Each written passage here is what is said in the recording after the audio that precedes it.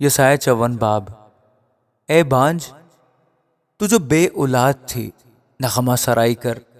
تو جس نے ولادت کا درد برداشت نہیں کیا، خوشی سے گا اور زور سے چلا، کیونکہ خداوند فرماتا ہے کہ بے کس چھوڑی ہوئی کی اولاد شوہر والی کی اولاد سے زیادہ ہے۔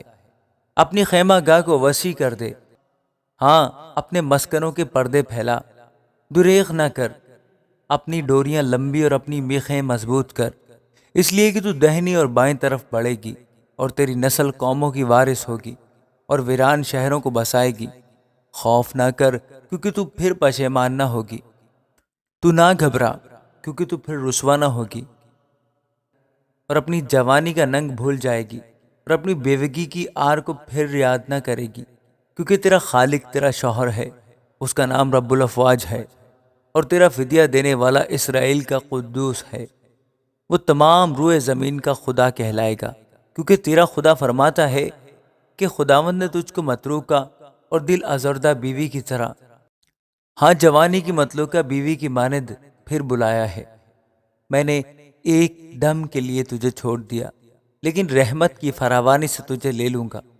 خداوند تیرا نجات دینے والا فرماتا ہے کہ قہر کی شدت میں نے ایک دم کے لیے تجھ سے منہ چھپایا، پر اب میں ابدی شفقت سے تجھ پر رحم کروں گا، کیونکہ میرے لیے یہ طوفان نوح کا سا معاملہ ہے کہ جس طرح میں نے قسم کھائی تھی کہ پھر زمین پر نوح کا سا طوفان کبھی نہ آئے گا، اسی طرح اب میں نے قسم کھائی ہے کہ میں تجھ سے پھر کبھی آزردہ نہ ہوں گا اور تجھ کو نہ گھڑکوں گا۔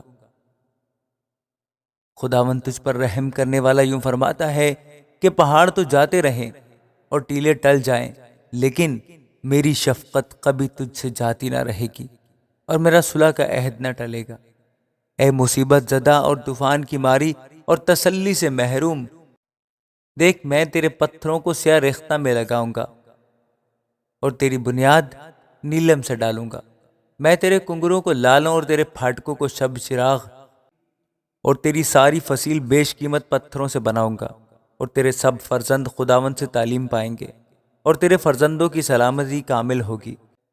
تو راست بازی سے پائیدار ہو جائے گی، تو ظلم سے دور رہے گی، کیونکہ تو بے خوف ہوگی، اور دہشت سے دور رہے گی، کیونکہ وہ تیرے قریب نہ آئے گی۔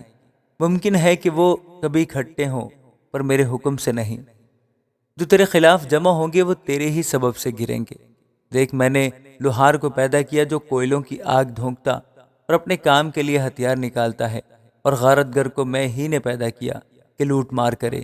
کوئی ہتھیار جو تیرے خلاف بنایا جائے کام نہ آئے گا، اور جو زبان عدالت میں تجھ پر چلے گی تو اسے مجرم ٹھہرائے گا۔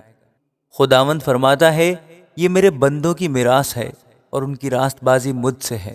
آمین۔